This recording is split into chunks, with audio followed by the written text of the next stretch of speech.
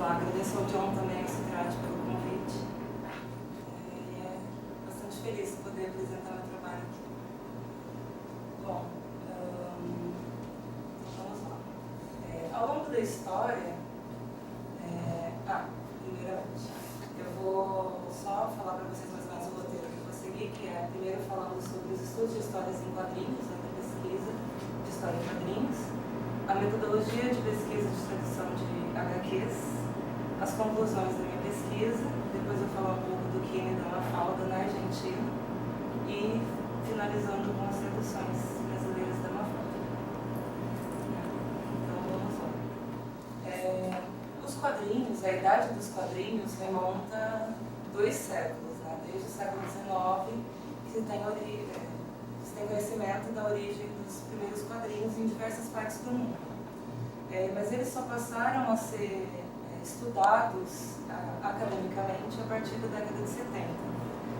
E nesse entremeio surgiram muitos estudos criticando a presença dos quadrinhos nas escolas, a leitura dos quadrinhos em si. Um deles se chama Seduction of Innocent, que é do Frederick Werthmann, e foi publicado em 1954. Então, esse estudo criticava muito os quadrinhos, falando que eles eram até prejudiciais, assim, para as crianças, na escola. Então, esse é um dos exemplos mais usados. Mas desde a década de 60, outros artistas começaram a fazer uso dessa linguagem em seus trabalhos. Um exemplo seria o Luis Buñuel, o Federico Fellini, que trouxeram também essa linguagem dos quadrinhos para o cinema. Isso foi dando credibilidade para o próprio hipergênero. Né? Então, desde 70, eles vêm sendo estudados no Brasil. E o Vergueiro e Santos, que são 2 autores de quadrinhos, que estudam quadrinhos no âmbito dos estudos da comunicação, eles falam que o expoente, sim, da presença dos quadrinhos no Brasil foi a primeira exposição internacional em 1951 na cidade de São Paulo. Na verdade, essa exposição foi bastante importante porque ela trouxe originais de todo o mundo e ela é considerada mundialmente como uma das mais relevantes, assim, nos princípios desses estudos. E também, a partir dessas décadas, um dos organizadores dessa exposição, por exemplo, foi o Álvaro de Moya, que depois trouxe para a academia também o estudo dessa linguagem. Né? Depois surgiram outros eventos, como, por exemplo, o primeiro Congresso Internacional de Quadrinhos no Museu de Artes de São Paulo, e também surgiu o Salão Internacional de Humor de Piracicaba em 1974, e até hoje ele acontece e é um dos mais famosos também no Brasil, que trata desse tema. Né? Então, já entrando um pouco na década de 70, que foi quando os quadrinhos surgiram no âmbito da pesquisa, 2 pesquisas foram muito importantes e relevantes para essa década, publicadas em 75. Uma de uma autora que se chama Zilda Augusta Anselmo, que trata das histórias em quadrinhos e adolescentes, uma pesquisa junto a ginasianos da cidade de Santo André, e essa foi realizada no Instituto de Psicologia aqui da USP. E outra que também é muito importante, que eu também uso no meu trabalho, que é do Antônio Luiz Cani, que se chama Os Quadrinhos, publicada em 75, em que ele defendeu essa pesquisa aqui na Faculdade de Letras. E em um estudo realizado pelo Vergueiro e Santos também, de 1972 a 2005, somente 30 títulos foram defendidos que faziam de sua temática principal as histórias em quadrinhos. E dessas temáticas, apenas uma tratava de tradução de histórias em quadrinhos, que é esse primeiro ícone do slide, que a pesquisa se chama Humor e Coisa Séria, tradução de tiras, exemplificando com Frank Ernest, de Leila Silveira Melo de Souza, defendida em 97. E aí, já entrando um pouco na minha pesquisa, eu fiz uma compilação na base de dados da biblioteca da USP, né, que é a Dédalus, para tentar ver quais eram os trabalhos de quadrinhos defendidos desde então, né, desde 2000 até 2016. Então, foram identificados 7 trabalhos de mestrado e 2 teses de doutorado, que eu gostaria de ler para vocês também irem se ambientando sobre o que tem sido estudado de quadrinhos aqui na FEFELESH, né? Então, uma das pesquisas é O Som do Silêncio, traduções e adaptações de onomatopeias e mimeses japonesas dos mangás, traduzidos para a língua portuguesa, de Renata Leitão, de 2012. Outro trabalho é da Sabrina Aragão, que inclusive está aqui presente conosco, que é um trabalho muito importante. E o título do trabalho dela é Imagem e Texto em Tradução, Análise do Processo Tradutório nas Histórias em Quadrinhos. Outro trabalho foi Diferenças Culturais na Tradução de A Turma da Mônica, de Jucimara Campos. Criação e uso de onomatopeias em língua alemã, proposta de estudos com a utilização de quadrinhos, de Raumann e Caldas. O meu trabalho, no caso, As Tiras de Mafalda no Brasil, Tradutores e Traduções, de 2015. E 2 teses de doutorado, que foram as adaptações do Quixote no Brasil, 1986 a 2013, uma discussão sobre retraduções de clássicos da literatura infantil e juvenil, de Silvia Cobelo, e um que foi defendido esse ano, que é do Gibi ao Livro, as traduções de Watchman no Brasil, de Kátia Ana. Então, é interessante observar que os quadrinhos têm sido estudados e em vários departamentos, né, na letras, e também relacionando várias línguas diferentes, né? Tem caso alemão, inglês, francês, espanhol. E esses dados demonstram uma afirmação feita por Klaus Heindel, que é um teórico bastante relevante para os estudos de tradução e história em quadrinhos, em que ele diz que os quadrinhos têm sido amplamente negligenciados nos estudos da tradução, apesar de sua importância como um segmento em que há um grande volume de traduções. Então, com base nisso que eu já disse, dá para perceber que os estudos de quadrinhos começaram a se desenvolver mais a partir dos anos 2000. E 2 dados que corroboram essa afirmação do autor é de que também, numa das principais referências de estudos de tradução, que é a enciclopédia, né, de estudos de tradução da Routledge, de 1998, não havia um verbete que tratasse dos quadrinhos, mesmo que houvesse um verbete tratando, por exemplo, da legendagem e da dublagem. Então, nessa publicação, os quadrinhos eram colocados nos verbetes Compensation e Semiotic Approaches, e eram vistos como um texto multimídia. E já na edição de 2009, né, na mesma enciclopédia, mas revisada, aí já sim aparece o verbete Comics, é de autoria do Federico Zanetti, que é um italiano também bastante importante para os estudos de tradução de quadrinhos. E só para comentar com vocês, em 2008 o Zanetti organizou um volume só que tratava também sobre tradução de quadrinhos, que se chama Comics in Translation. E é um livro bastante interessante e relevante para quem quer se aventurar nesses estudos. E recentemente tem uma publicação também bastante importante, que é da revista Traditerm, foi lançado no mês passado, se não me engano, que, na minha opinião, é o volume mais importante que trata de tradução de quadrinhos no Brasil, até o momento, né? Foi organizado por Rodrigo Faber e Denis Silva Reis. E lá vocês podem encontrar um artigo meu, tratando das tiras da Mafalda também, e um artigo da Sabrina sobre mangás. E por que eu estou falando tudo isso, né? Fazendo essa retrospectiva dos estudos da tradução de quadrinhos no Brasil e na FEFELESH? Porque eu quero influenciar todos vocês a pesquisarem quadrinhos, claro, e também na leitura de quadrinhos, né? Porque é um hipergênero bastante vasto, muitas coisas podem ser observadas, né, nesse hipergênero. E também, deixa eu voltar aqui, para já introduzir um pouco a minha pesquisa, né? Então, a minha pesquisa foi pautada por 2 metodologias principais, que vou citar as referências, que é o Aubert, né, de 1998, em que a gente analisa os aspectos linguísticos das tiras, e também a anatomia relevante da tradução do Kaido, no artigo publicado por ele em 1999, 99 e de 2000. E do meu estudo, o que eu entendi? Que a leitura de história em quadrinhos compreende tanto signos visuais icônicos, que seria o não verbal, quanto signos visuais linguísticos, que é o verbal. E a linguagem verbal não é o único componente das histórias em quadrinhos em que é traduzido, que se pode ter tradução.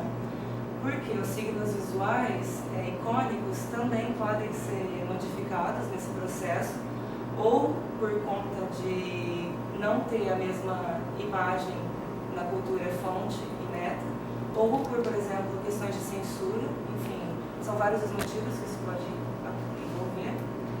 Mas porém também isso envolve custos extras, então, enfim, cada caso tem que ser analisado, né, numa tradução de quadrinhos, mas eu gostaria só mais de deixar claro que não são só os signos visuais linguísticos que são traduzidos.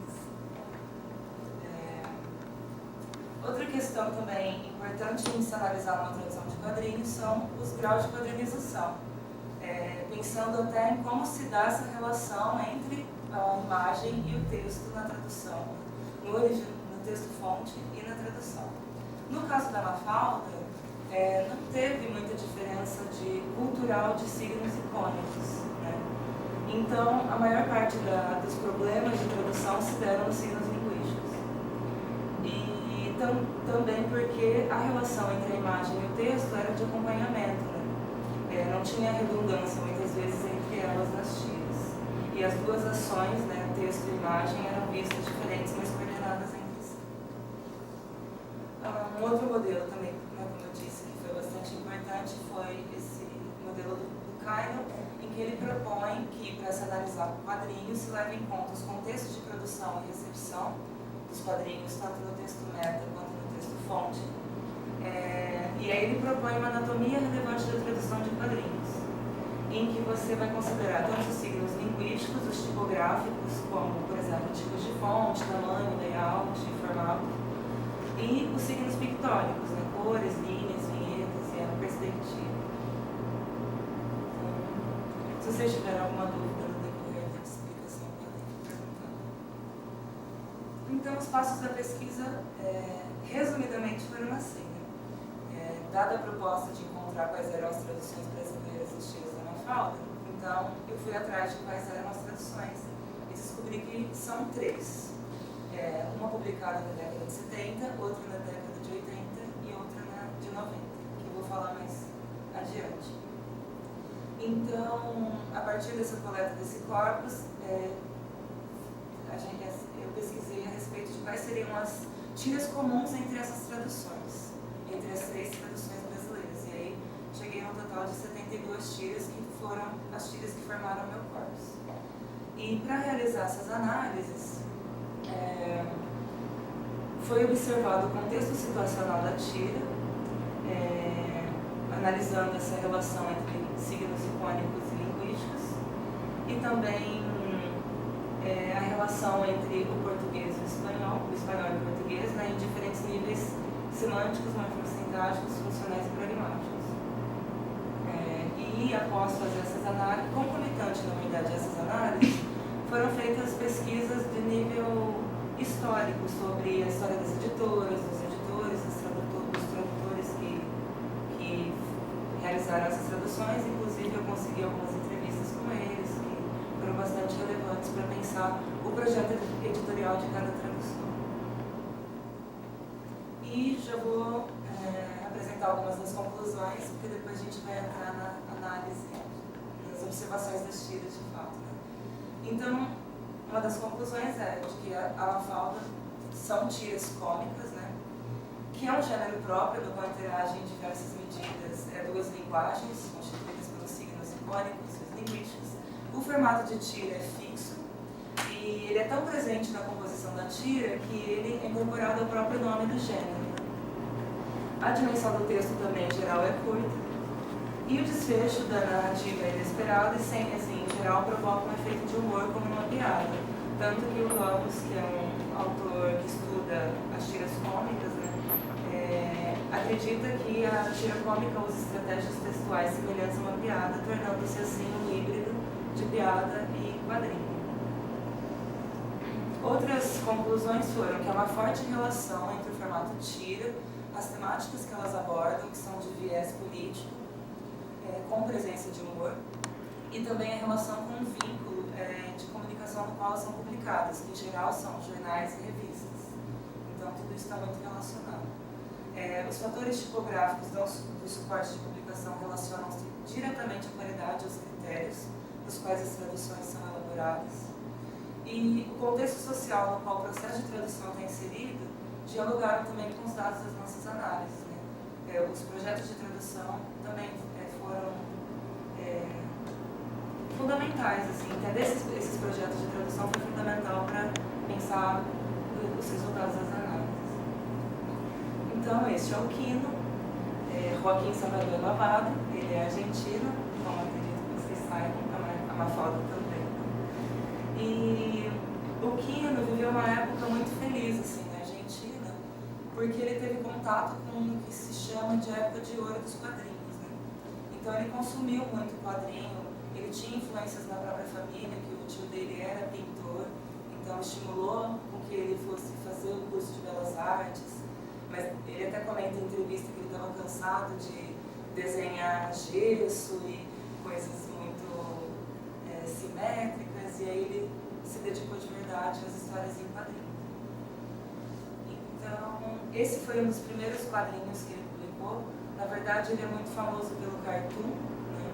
Mais do que pelas tiras. Ele é bastante famoso pelo cartoon, que são as publicações que não envolvem, em geral, a Mafalda.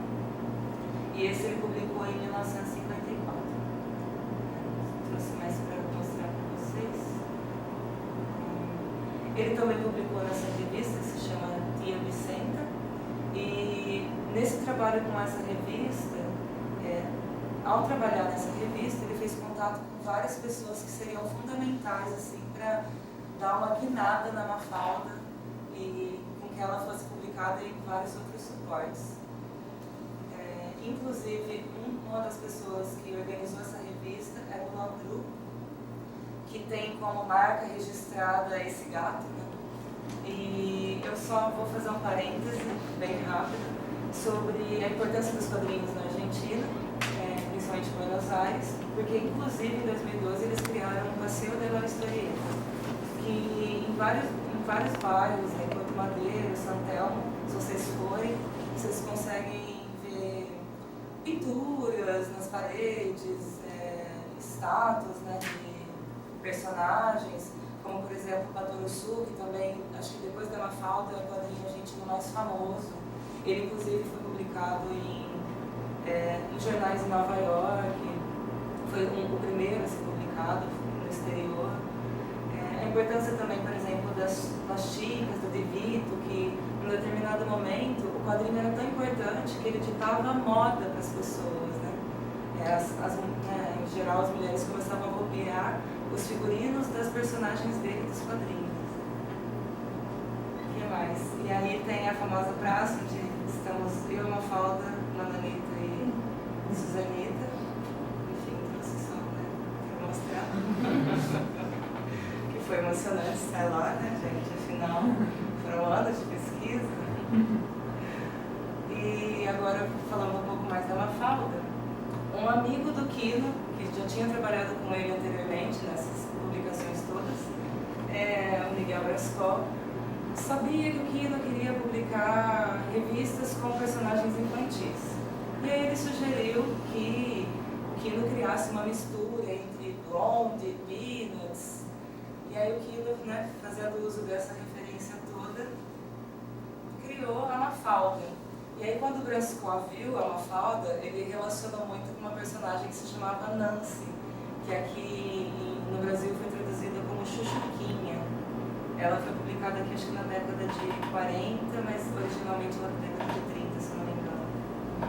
E depois o Quino até faz uma brincadeira com a revista, né, que na Argentina se chamava Periquita, e a Mafalda, né, que o Miguelito está segurando a revista e ele fala para a Mafalda assim, né, Psite, quem se parece a esta? Aí mostra, né, Periquita. Aí ela responde, né, minha abuelita, porque ela não gostou da comparação, provavelmente. Então, essa foi como ela foi criada. Essa foi uma das primeiras tiras publicadas no Leoplan, e lá só foram publicadas, se não me engano, 3 tiras, que foi o começo da Mafalda nos periódicos. Assim. Tanto que esse personagem que está com ela dá para entender mais ou menos que é o Felipe, mas não se tem, né, muita... Parece um pouco, mas não é, porque o Felipe vai entrar nas histórias depois, posteriormente. Quem publicou ele foi o Miguel Brascó, nesse suplemento, né, para ajudar o Quino a dar voz à Mafalda e levar a tira adiante. E a primeira publicação de fato, né, contínua, foi na revista Primeira Plana,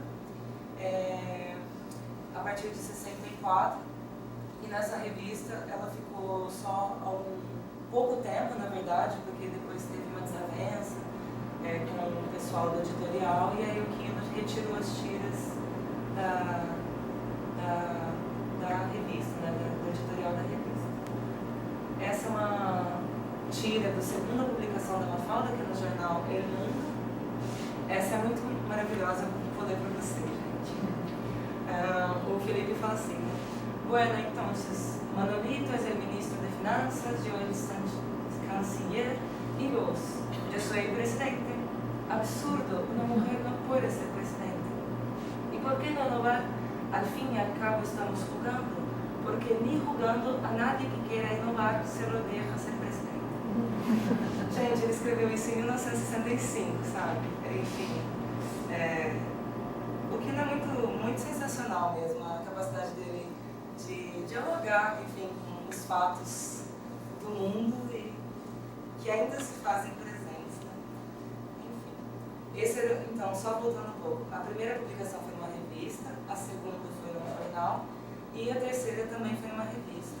Tá meio, a imagem não está tão nítida, mas era só para mostrar para vocês mais o formato de publicação. E como não fechava a página, né, na revista CTDs Ilustrados, eles começaram a acrescentar uns cabeçalhos assim, no princípio das páginas, e foi por meio desse cabeçalho que o Quino foi se despedindo do público a partir de do começo de 1973. Quem mais? Bom, foram nesses 3 formatos, e depois que o Quino encerrou as publicações, ele ainda continuou publicando em jornais do interior, né, da Argentina, e também foram mais frequentes as publicações em formato de álbum, que são como a Mafalda, são publicadas nos outros países em geral. Então, agora entrando mais nas traduções brasileiras, essa é a revista Patota.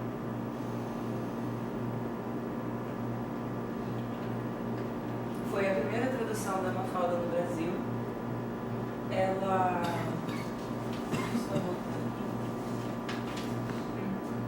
Ela foi publicada entre 1972 e 1974 por uma editora que se chamava Arte Nova, no Rio de Janeiro. Foram publicados 27 volumes dessa revista, com mais ou menos 56 páginas cada um, e com mais ou menos 15 histórias em quadrinhos de diversas partes do mundo, principalmente traduzidas da língua inglesa. Esse formato dessa revista, se vocês se repararem, só voltando um pouquinho, lembra bastante da última publicação da Mafalda na Argentina. Então, deixa eu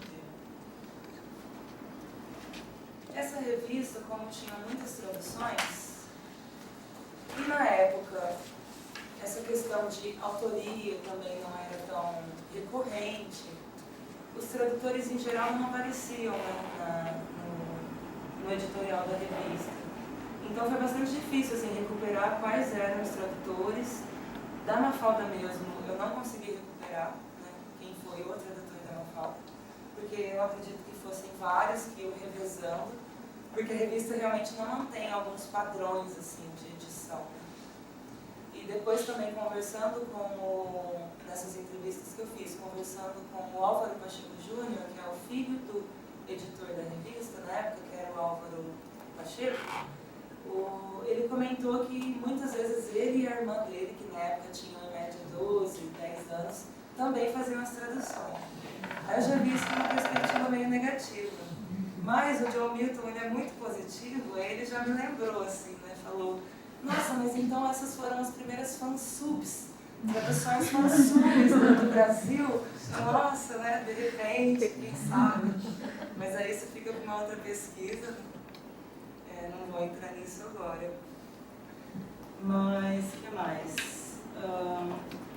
Em relação, na comparação das três traduções, né, essa foi a tradução que apresentou mais explicitação, acrescentando novas palavras onde não tinha, né, mais erros e acréscimos, em relação à tradução da Global e da Martins Fontes, que são as outras. Né. O tamanho dos balões é relevante para os quadrinhos, né, para você pensar a tradução de quadrinhos. Só que hoje tem muitos recursos, né, então o balão pode ser aumentado, pode ser diminuído, muitas vezes a questão do problema, pensando o balão, a questão do problema está mais relacionada ao poder de síntese do tradutor do que necessariamente ao balão ser de fato um problema na tradução. Né? E como o espanhol e o português são línguas mais próximas, se você pensar que do inglês para o português tem um acréscimo de 20%, do francês para o português tem um decréscimo de 30%, então a questão né, pensando visualmente, as palavras do balão não são de fato assim, um problema, tanto que a Mônica Stael, tradutora da Mafalda na Martins Fontes, também comenta sobre isso. Assim. Então, os problemas dessa tradução especial, né, as questões dessa tradução giravam mais em torno, deixa eu mostrar para vocês as outras patotas, giravam mais em torno, por exemplo, dessa questão da explicitação, né, em relação ao texto-fonte. Né, as análises foram feitas sempre em relação ao texto-fonte, o que elas acrescentavam ou não em relação ao texto-fonte em espanhol. Então eu trouxe uns exemplos para comentar algumas questões com vocês. Uma das modalidades que foi analisada foi a interferência lexical, que é quando você tem a opção de traduzir como sinônimo, mas você usa um sinônimo que de repente não é mais frequente na língua, né? E que tem essa grafia muito próxima do espanhol, no caso. Então, por exemplo, a primeira tira é em espanhol e a segunda é a da antinômica. Então, a Mafalda diz, eu já vou ler em português, então ela diz assim, situação dramática no Médio Oriente, mais vítimas no Congo, novo choque racial nos Estados Unidos, distúrbios em Pequim, bombardeios no Vietnã. Então, não sei a opinião de vocês, mas claramente esse Médio Oriente tem essa relação muito próxima com o espanhol, né? Os tradutores fizeram, ao invés de traduzir pelo topônimo mais frequente no português, que seria Oriente Médio. E também no caso da sigla, né, dos Estados Unidos, que em espanhol se abrevia assim, né, EEUU, foi explicitada, né, essa palavra na tradução. Isso também, né, vai acrescentando texto, né, ao invés de deixar mais sucinto, vai acrescentando mais informação. Uma outra questão também que eles cometeram e que eu acho que é bastante, eu considero uma atrocidade, assim, é que, como eu disse anteriormente, a tira tem um formato fixo, de tira. E aí, para diagramar melhor na página, eles quebravam as tiras, né? Então, por exemplo, é que aqui não consigo reproduzir o tamanho certinho. E eu peço perdão, mas eu esqueci de trazer as revistas para mostrar para vocês. Enfim, e aí eles quebraram o último quadrinho da tira, né? Então, você perde a sequência de leitura. E também uma outra questão que eu observei é que mesmo muitas vezes eles aumentando os balões, a tipografia, a grafia, né? A tipografia escrita dentro dos balões, né? Como as palavras são escritas dentro do balão, eles diminuem a fonte. Então, de fato, não é uma publicação muito cuidada, né? Tem todas essas questões. E também mais no caso de explicitação se dá quando, por exemplo, no último quadrinho, o Miguel fala...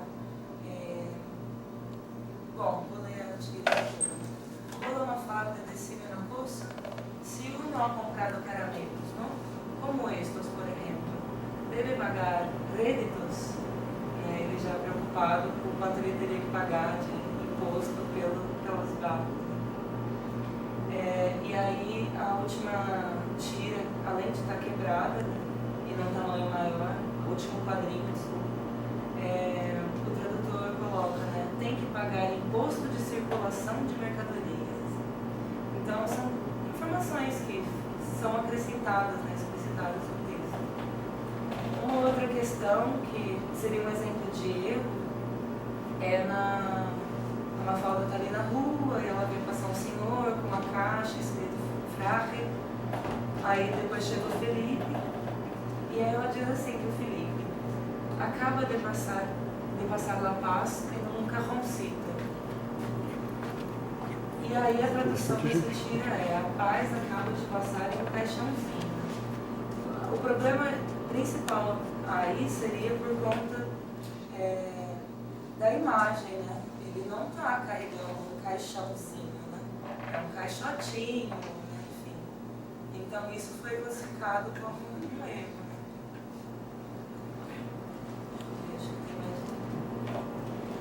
E uma outra questão que também foi, no caso, classificado como erro, foi na tradução de uma expressão fixa, né, no espanhol, que se las ven figurinhas, que tem um sentido... figurinhas seria estatuetas, e essa expressão, né, idiomática não teria um sentido por si só em português. Então, e ela significa algo de se ver numa situação constrangedora, em algum problema. Então, ela foi traduzida no primeiro quadrinho, né? A Mafalda diz assim pro inseto: no te marques, bicho, na humanidade também se las ven figurinhas para salir adelante e ser livre. E aí a tradução ficou: deixa pra lá, bichinho, a humanidade também entra nessa de querer seguir em frente e ser livre. Então, por considerar que essa tradução de entra nessa de querer seguir em frente não, de fato, se relaciona com o sentido da expressão, né, no texto fonte, então foi classificado como erro. Tem mais uma. E erro também, alguns outros tipos de erro que também foram frequentes foram erros de grafia mesmo, né, deles não terem cuidado com a publicação e não ter passado por uma revisão, né, de repente. E aí eles grafaram a palavra enfim em português no terceiro quadrinho, né? Acho que eu estou aqui com...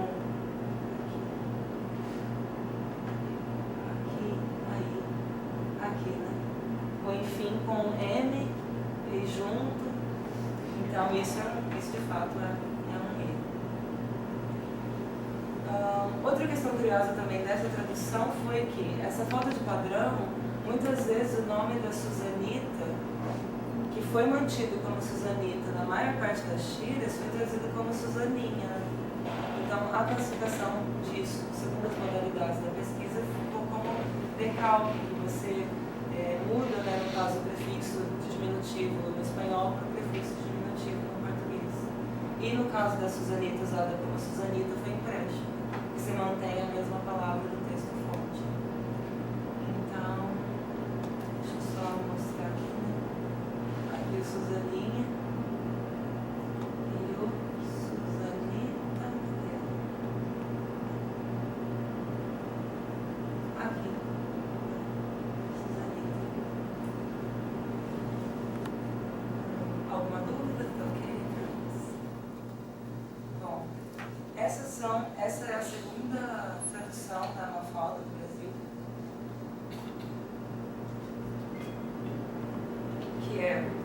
que foi feita pela Editora Global. A Editora Global foi fundada em 1973 por Luiz Alves Júnior e Raimundo Rios, né, em São Paulo. E na época eles publicaram muitos títulos assim, com uma temática política, né? Tanto que eles passaram por momentos em que foram censurados, então eles já tinham esse viés de publicação, tanto de títulos do pensamento socialista internacional quanto nacional, né? E a Mafalda chegou na Global de uma forma curiosa, assim, porque o editor na época, que era José Carlos Venâncio, ele estava em Frankfurt, enfim, estava lá com a esposa, e coincidentemente ele encontrou o Quino e a Alicia Colombo, que é a esposa e agente do Quino, né? E aí, segundo ele em entrevista, a negociação mais ou menos da Mafalda na Global começou assim. Nessa época, né, na década de 80, a Martins Fontes já trazia os originais da Mafalda, né, em espanhol, para o Brasil, mas ainda não traduzidos. Então, essa negociação se deu nesse entremeio, porque o Venâncio, o editor, já tinha publicado a Mafalda em Portugal, quando ele trabalhava lá, na editora Dom Quixote. Então, aí eles começaram a combinar essa publicação. Essa tradução da Mafalda se assemelha muito à publicação do primeiro livro dela na Argentina, que é de 1966, né? No formato livreto, composto por 2 tiras cada página, preto e branco. Nessa ocasião ele foi publicado pela Jorge Álvares e, segundo as entrevistas também, a tiragem foi de 5.000 exemplares, que coisa de um mês assim vendeu que nem água, sabe? É um volume bastante grande, né? Então ela já tinha uma receptividade muito boa, né, na Argentina. Só para voltar um pouquinho, essa é a foto do Mozart Benedito, que é o tradutor da Mafalda pela Global. Então, na verdade, esse cunho político, né, da Global e tudo mais, surgiu como tradutor da Mafalda, na verdade, o nome do Enfio, né, que era cartunista também. Só que na época ele não pôde fazer esse trabalho, e aí apareceu o nome do Mozart, que também, ele é tradutor, mas não de quadrinhos, né, esse foi o único trabalho que ele fez de quadrinhos. E, enfim, ele escreve, inclusive agora acho que ele tem uma coluna da Boitape, então ele já tem também todo o engajamento social. Mas, né, claro e tal.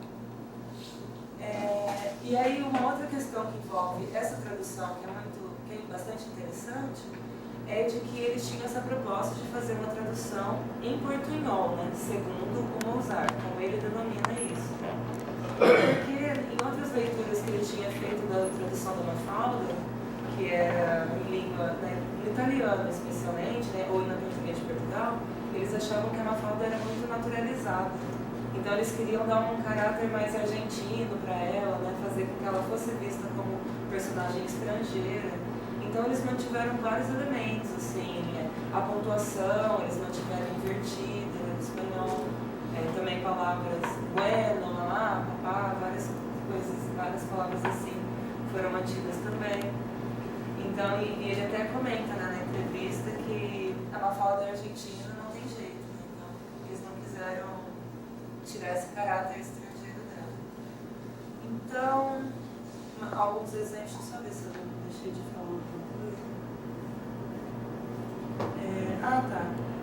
Nessas traduções, as modalidades que mais sobressaíram foi a tradução literal e interferências lexicais e sintáticas, mas pensando essa questão da tradução literal, não se deve especialmente porque se trata do espanhol e do português, né? Porque também no estudo que o Ober realizou em 98, que tinha como par linguístico inglês e português, também teve a tradução literal como a modalidade que mais sobressaiu. Isso marca muito uma tendência das traduções brasileiras se manterem mais próximas do texto-fonte, né? E a tradução, essa distância e proximidade linguística entre espanhol e português foi marcada pelo desmembramento dessa modalidade em tradução próxima e tradução literal próxima, que são sinônimos, mas que ainda tem uma aproximação gráfica, né? Por exemplo, na tradução da palavra caça por casa, você vê, tem uma aproximação gráfica, e também pela outra modalidade, que é a tradução literal distante, que são sinônimos, mas não têm uma proximidade gráfica. Por exemplo, albañil e pedreiro, né? Que olhando para uma, você não imagina que seja, não já se refere a outra. Assim. Então, é isso.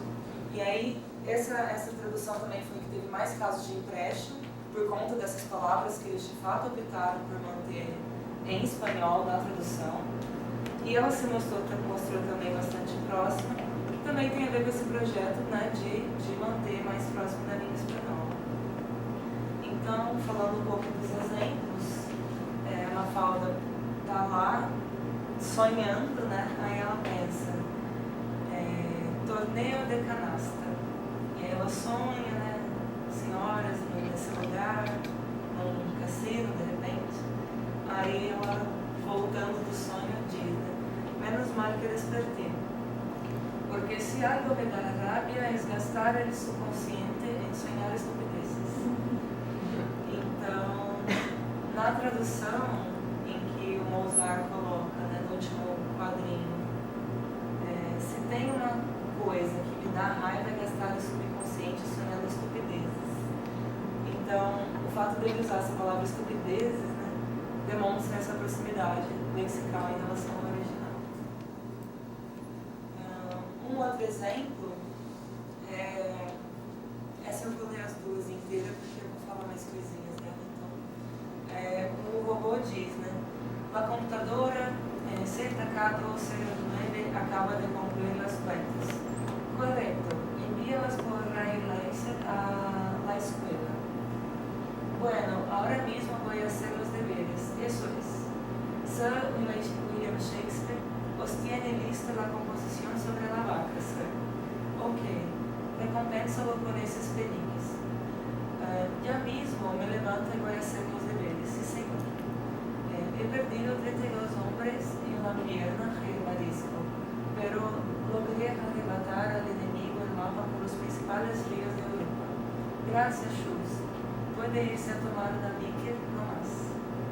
Então, essa foi o Felipe divagando, né, que ele tinha que fazer tarefa, mas não estava querendo muito, assim, procrastinando. Aí a tradução ficou.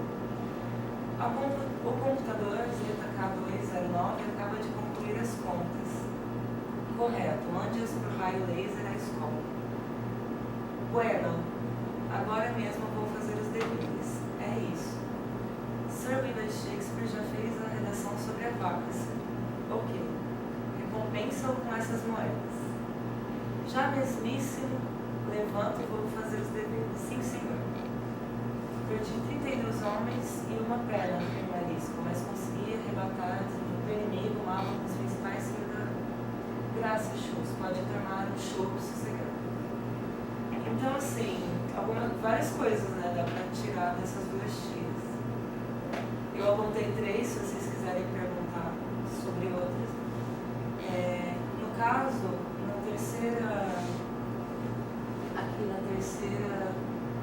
quadro, né, o que no caso usa peniques, né, que é a moeda inglesa marcada pelo tempo e tudo mais. E aí o tradutor opta por usar moedas. No caso, tem uma perda desse referencial, né, de lugar. Então foi classificado como um erro encoberto. No último quadro, aqui, está escrito Herr Marisco, que é o Herr provavelmente do alemão, né? E Marisco tem esse conceito de marechal no português. E aí, no caso, o Mozart, com essa proposta de manter também mais próximo, de repente, manteve como no texto-fonte. E aí, o Herr, né? Não sei se é sempre não se diz, enfim, foi traduzido como transcrição porque vem de uma língua que não é nem a do texto-fonte, nem a do texto-meta. Né? Então, é alemão, que é uma língua que não tem nada a ver com as duas. Foi considerado uma transcrição. Já Marisco foi considerado erro pelo fato de ter um sinônimo em português, e ele não usava, né, no caso. Um outro caso foi da cerveja, né, que é bicker, e foi traduzida como chopp. E aí também tem essa mudança de referencial cultural, né? Então, na análise foi assim que a gente, enfim, viu essa alteração de tradução. Acho que tem mais um. Também, voltando àquele caso da expressão, por exemplo, a saída do Mozart eu acho interessante, né? Que é para traduzir a expressão se lazer em figurinhas, então, que é se colocar numa situação difícil. Aí ele traduz, se vê em palpos de aranha. Essa tradução talvez seja mais marcada temporalmente na expressão, ver-se em palpos de aranha, né? Meio década de 80 mesmo, assim. Mas é uma solução interessante, né? E aí foi classificado como modulação. E aí, chegando na última tradução da Mafalda no Brasil,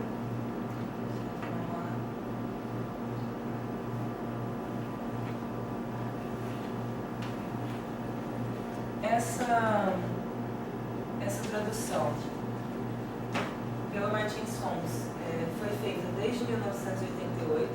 As primeiras publicações foram em livretos, só que livretos verticais, que são esses dois aqui de cima.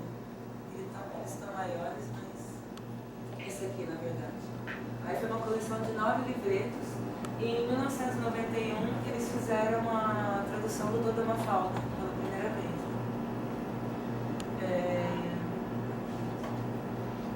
E aí sim, né, é uma tradução que, pelo cuidado da publicação, enfim, a editora já tinha essa tradição de publicar long sellers, né, como eles dizem, que são livros que se tornam clássicos ao longo dos anos e são, enfim, são consumidos ao longo dos anos.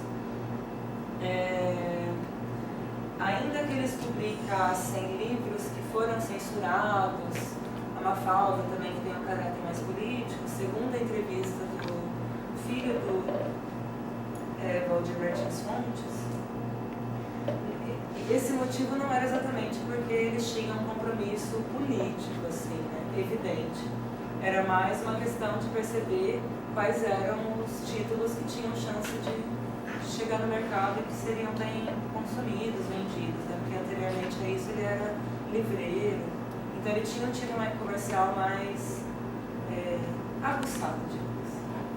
E aí, na década de 80, com essa proposta dos long sellers, eles também trouxeram muitos quadrinhos para o Brasil, clássicos dos quadrinhos também, né?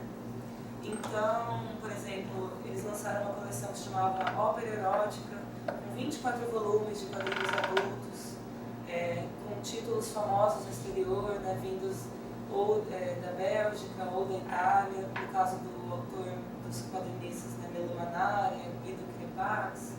Eles também lançaram coleções só de quadrinhos, chamava Arte e Fantasia, uma outra chamava Oriente Express. Então, dentre as 3 editoras, a Martins Fontes é a que já tinha alguma tradição antes de publicar as tiras da Mafalda, né? E também a principal tradutora da Mafalda é a Mônica Stael, e ela também foi tradutora desses outros quadrinhos, né? Porque ela trabalha com o francês e o espanhol. Então, a meu ver, a Mônica Stael é a maior tradutora de quadrinhos do Brasil, porque ela trabalha com a Martins Fontes desde a década de 80, né? Já tem uma gama aí de publicações do gênero. Isso eu ainda vou afirmar com mais certeza futuramente, mas é uma impressão, pelo que eu já estudei sobre isso. E aí, para fazer essa edição do Toda Mafalda, ela coordenou a tradução, e foi uma tradução em conjunto com outros 6 tradutores, né? Com essa ideia de buscar entrevistas e procurar sobre os tradutores, eu procurei o nome de todos eles, mas eu realmente não encontrei tantos dados assim. A Mônica me respondeu o questionário, né? Foi muito solícita, Os outros não consegui contato, né? Consegui algumas informações que estão na dissertação, mas o contato em si não consegui. Então, e ela traz algumas questões interessantes assim para pensar a tradução de quadrinhos, né? Então, para ela, né, copiando a citação dela da entrevista, assim, que o objetivo primordial de qualquer tradução, seja ela de HQ ou qualquer outro gênero, é a fidelidade ao autor e respeito pelo público. A fidelidade ao autor implica você ter a humildade de se colocar em segundo plano e imbuir-se da sua função de porta-voz. O respeito ao público está ligado a essa postura, pois sua missão é levar aquele autor ao leitor que, por uma razão ou outra, não tem condições de ler o texto